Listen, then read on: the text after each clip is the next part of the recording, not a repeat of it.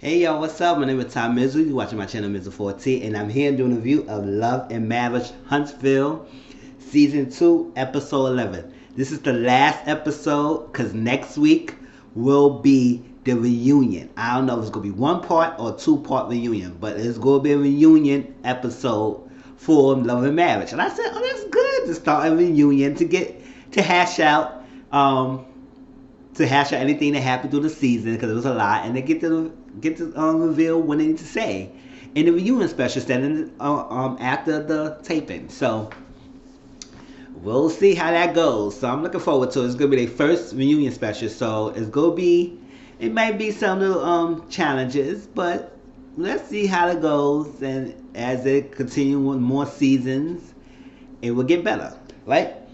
All right, so this is not gonna be a long review. It's gonna be very short. It's gonna be very sweet and straight to the point. All right, so let's start with Kimmy and Maurice. Kimmy and Maurice, right? Maurice is talking to Kiowa on the FaceTiming. He FaceTiming Kiowa, and basically it's an emotion that Monster Maurice Jr. will be coming to Huntsville and start a school that fall. Because right now it's the summertime, so he's starting school that fall. So he asking Kiowa he need the papers and stuff like that so he could send it to the school that he's going to. And Kiowa, she says she's not too overexcited, not because it's not that she don't want Maurice to have her son. She's just that it's gonna be hard for her because she always be taking her son to school, always this and that, and it's gonna be different for her that now that she don't have her son there with her most of the time. Maurice gonna have it.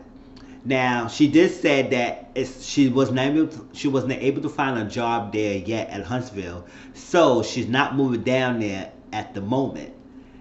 Cause she said the only way she was moved down here if she was contingent upon her getting a job, and she didn't get the job yet, so she's not moving down there as of yet. But Monster will be coming down and start school.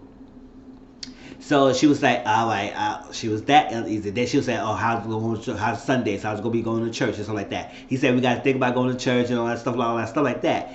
Meanwhile, Kimmy's on the other room and she listening to the conversation. And I could tell she felt a little bit bothered, especially when you talk about the church thing and all that stuff like that. So it's like, this is something that you got to talk to Kimmy and stuff like that about. It's a blended family. It's just not just you and Kiowa. So it's a blended family, and you married to your wife, so you got to include your wife into this type of things. So after he got off the FaceTime with that he talked to Kimmy, and Kimmy said, "Oh, that's good." He said, "Marshall will be coming down for 4." He said, "Oh, that's good for you." And he said, "What?" She said, "That's good for you. I'm happy for you." He said, "I could have sworn you'd be happy for us," but she said, "I'm just happy because you just feel like you're not including me into things."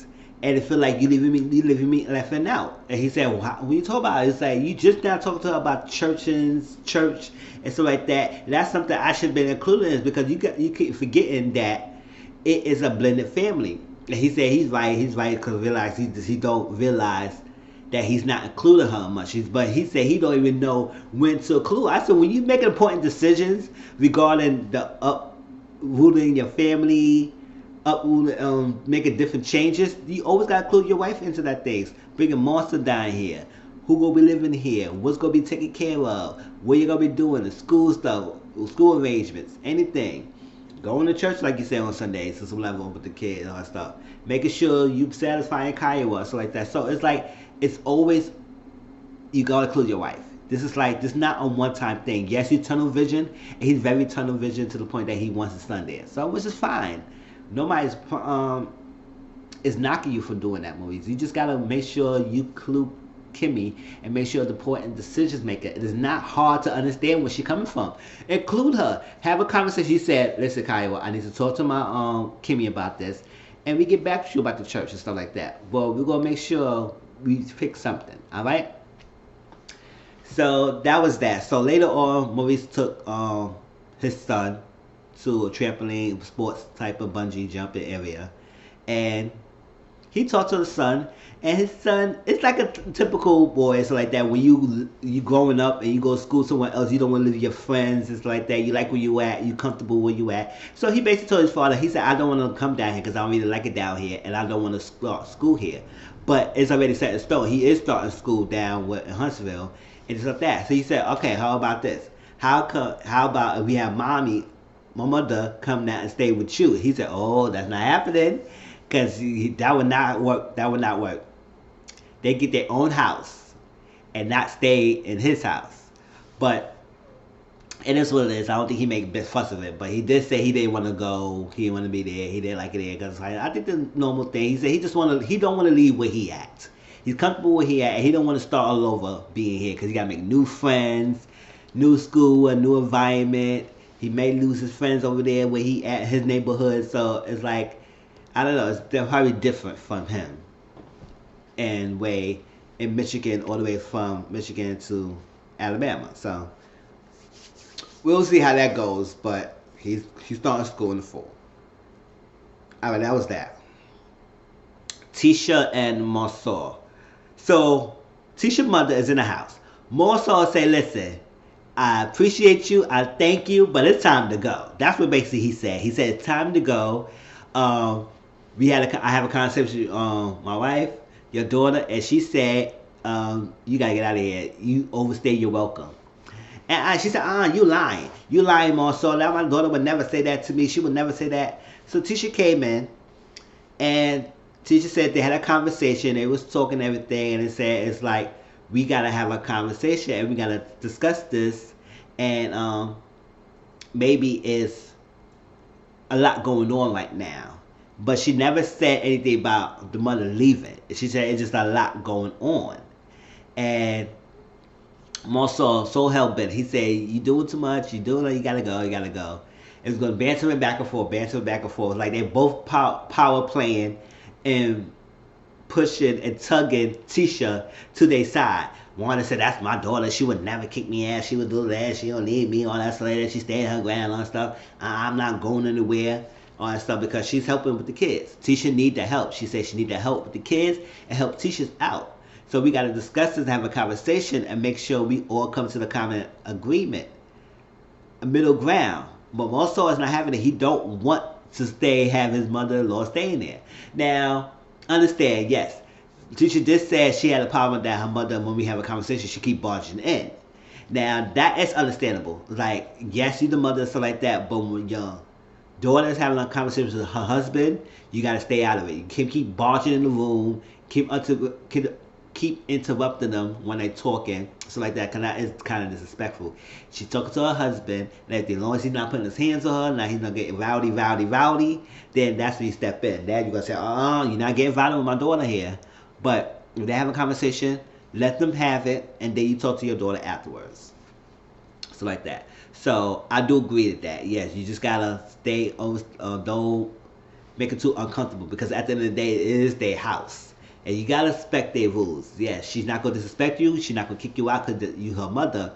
But you gotta respect their rules. Like if they have a conversation privately, don't barge in. Wait till everything happens, and then she can come out and tell you what happened afterwards, and that's all. So they bantering back and forth to the point that Marsaw said, you know what? He said if she's staying here, because Martha said, yeah, I did. That's what I thought. You know, you gotta stay your ground, because Tisha was saying that Marsaw is kind of selfish. Well, she's just kind of selfish. And Marsaw is saying that she's just kind of spoiled. It's like she's spoiled. She want her mother there, all that stuff like that. She can't do things on her own. And crazy. So at the point of the day, mother-in-law Wanda is not going anywhere. She's staying there. So for now. And Marsaw said, if she's staying here, I won't even sell an apartment. She said, well, bye. Go ahead. Go ahead and get your apartment. What's keeping you? So like that. What you need to get another apartment for? Maybe you want to entertain all that, showing what different women you having.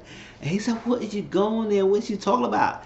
I was like, so teacher said, I had enough with y'all two. I had enough. Like, can y'all stop? Teacher said, I'm going out. Like, so teacher also prepared. She having our first podcast. Everything. So that was that. Having first podcast. And she supposed to have the first podcast with Melody. But Melody and Martell had a little argument for the podcast, but I'll talk about that later when I talk about that segment.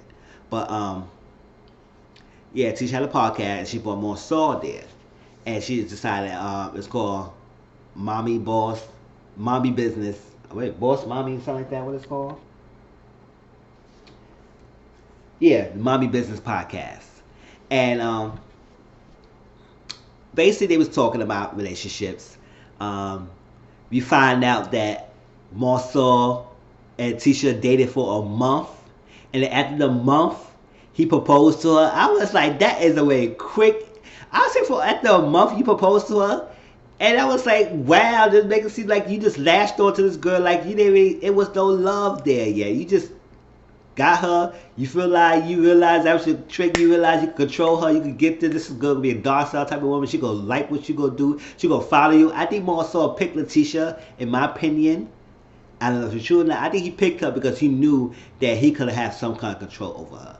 Like, she's very impressionable. She's very kind of submissive. She will follow me. She will do what I want. She will do what I say. She will have my kids, make her stay, do everything I want her to do. I pay the bills. I make the thing. It's like that. Have a housewife. She will be comfortable. She look like the type of woman who will be agree with whoever I want, and that's it. Cause after the month you dating her, you already knew that she was the one. Cause he said marriage to him or a relationship with him is not about love. It's about commitment and like. I said like. I can like the person next to me. That doesn't make me I want to marry them. Like, so she said it's about love. Because I could like somebody, but then it comes to the point when I need to be in love with the person to move forward. And I said that's true. You got to be in love with the person to move forward for them. You just don't have a marriage with somebody because it's commitment and like. So basically you say you like Tisha. You don't really in love with Tisha. You like Tisha. And she's committed to you. So that's why your whole point in marriage. That is really strange, more so. Something ain't right about that, more so. Like wanted to say. I would say that is really strange for him to say that relationship to him is about like a commitment. I'll say, okay. So 13 years, it was all about being committed and liking her. So do you really love Tisha? That's why you're not paying her enough attention. That's why you being abandoning her. You so workaholic, you're not even focusing on Tisha, because Tisha did talk to Melanie about how she felt lonely, how she felt abandoned by her own husband, because sometimes he works so much, he don't even pay attention to her. He don't even take her out. He don't buy her flowers. He don't do things like he's supposed to do as a husband to his wife. Like make her feel good, make her appreciate her. Say that I appreciate you, I love you, Tisha, like that. Because he's not saying that because he don't really feel like that. He just feel like he has a wife, he has a woman who bared his children, who taking care of everything, and he has someone who could just do what he wants. He had that perfect lifestyle of a marriage, but he still gonna do him. And I do believe he had cheated, because it's so much of him to have Tisha stay at home, all that stuff like that, for him to just do whatever he want, and just all he think about is just working. That's not enough. So after his explanation, it explains more why he went along with this 13 years with this woman. Like, just because you like her, okay, you like her, but do you really in love with her? I was like, all right, we'll see that. So later on, she said that, I think it was Marcel or something like that. She said, I really appreciate y'all. I want y'all best of luck in your marriage, just like that. But always make sure you have a saving account just for the rainy day, just if something happens. Because Tisha said it's easier to leave, but it's hard to stay and work on a marriage. Which is kind of true, because you can just walk away. That part is easy. It's easy to walk away. Sometimes, yes, when you build a lot of years with someone and all that stuff, yes, it may. I feel type of way with the statement, and I also feel disagreement with the statement, because sometimes it's not so easy to walk away. But in that aspect, yes, you could just up and leave and walk away at any time. Like no cut communications, nothing else like that. It is easy to do that, but it'll take a strong person and commitment to stay in a marriage and work it out. Because if you don't work it out, you can walk away. So I do agree with she's saying that in the aspect of that. If the marriage is too much troublesome for you, and you don't want to put in the work, you just up and leave. A lot of people do that. That's why divorce rate is so high now. Like I said, listen, people don't really care for marriage right now. They just get married for the convenience, for the benefits, but they don't want to put in the work. And when they get too much, they just up and leave. So it's like she said, it's easy to work. Like also sometimes when you spend a long time, you're in love with someone that's so deep, and yeah, both had a mutual love, it's very hard to walk away from that person, because you spend so much time in investment. in that person. So, yes, I agree with that little statement about it is easy to leave but hard to stay. But also feel like it also is hard to leave if you put investment and you both have time and you don't want to lose that time with each other. Whatever, for whatever reason, you don't want to lose that. All right, so and then she talked about a secret savings account, and he said, "You have a secret savings account?" She said, "Yeah, I do have one. I do have one." And he said he didn't. He don't know. It seemed like Marcel did not like that. It's like, oh, she have a secret savings account or a divorce account on that. So he said, well, listen, every woman have one. Every woman have one in the marriage. And every person should have a savings account, and no matter what, no matter who you are, you should have a you should have a savings account to put stuff in a rainy day if something happened. Like some people tell you, like every part of your check, put a little bit in your check, a savings account, so you never know if you probably lose a job, something like that. You need to fall back on your savings for a little bit, and it'll help you out. So that's something we should teach our children. Like, start saving now. Can never know, never depend on something. And she said she deposited that money in her account, everything. Maybe she should not share with him that she got a savings account, but let her know that, yes, I got something, I got a secret savings account, and you don't need to know about that, boo boo. It's my money and stuff like that. I can do what I want. So what? Yes. So good thing she's not that stupid that she have an extra account. So if Marcel decided to leave her or she want to leave, she have money stashed away for herself. So I congratulate Tisha for that. All right, lastly, not least, lastly is Martell and Melody. All right, I went through a whole season with them, with this up and down business. Basically, this whole episode was about, it's a gender reveal. You revealed they have another girl. So it's 3 girls and then 1 boy. I said, oh, they could have had another boy. They had balanced it out. But it was 3 girls and 1 boy. So gender reveal, they wasn't barely speaking to each other. It was like the negative tension. Like Marcel said, how you gonna have a gender reveal when the both parents is not really speaking with each other? I said, that's true.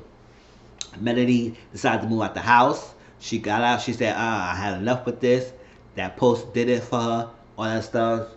She walked out, let him take care of the kids. Since he's a great provider, he's a great father, all this stuff, let him take care of the kids. And she would come back for gender reveal. Gender reveal, he said he was going to take care of the house and cook and clean all that stuff. He didn't do none of that. She had to come in the house, clean and stuff like that. I don't know. It looked clean to me, but I guess it was dirty. He didn't sweep, he didn't make up the bed and all that stuff. They were snapping. The one I didn't like, they were snapping at each other. It's like they were doing like passive aggressiveness, snapping at each other in front of the kids. I said, I don't like that. It's like y'all bickering with each other, and when you have your little kids hearing all this stuff going on. It's like, oh, you didn't clean up, you didn't do this, you didn't clean this, you say you gonna do that. And he said, oh, I told you to do that. It's like he upstairs, she downstairs, y'all yelling, the kids is right in the middle. And then all of a sudden when you about to, Melody trying to get the girl hair done and stuff like that, they was bickering upstairs in the bedroom. I was like, oh, y'all didn't stop that. Not in front of the kids, y'all. Come on. So that was that. So later on, Melody was going towards the podcast because she was supposed to do the thing with Tisha. So she been avoiding Martell because at a while he kept calling, and most of what she was answering, he was saying a bunch of nonsense, like he don't have nothing else. Now before that podcast, Marcel and Martell talk, and Letitia and Melody talk. Letitia and Melody talk about things like she said she getting find a divorce. It's a lot. He said he's doing all this, but he not doing this. I'm doing all this stuff for him, all that stuff. I have this list, and we expect us to do all these things for. The men expect us to do all this for them, but they don't want to do this for us, so like that. So it's a lot going on. So I do agree with that. It's just sometimes it goes both ways. It's not always one-sided satisfaction, and the other one got to be suffering. So when in the parking lot, they went back and forth. She said, you go get the divorce paper next week. And he said, oh, this marriage over? She said, yes, his marriage is over. And everything, and it's a lot. And he said, why you haven't been answering a phone call and stuff like that? She said, we need to talk about it. It's all that stuff like that. Every time he want to talk about it, he always want to pick up the kids. It's like that. And to the point saying, he said, listen, it's over, because I think he mentioned something about a countdown 4 years ago, like he's counting down the time they could leave or something, whatever. I said, oh, you got some nerve doing that, boy. And I don't know. It's to the point. It's to the point that they don't talk to each other. They don't talk right now. So they talk. They was at an art gallery, and he got up. He got upset because she was not giving him time. Got upset and left. They was at an art gallery. They came in separately, and she had a nice red dress, and he looked nice with his black suit. And every time she was talking to someone, he trying to come better than and act look awkward. He said, what's up? What y'all talking about? What's that? And she kept walking away. Then she talked to him on store, and he kept butting in. And she said, I don't have nothing to say. I got nothing to say. And I nothing to say.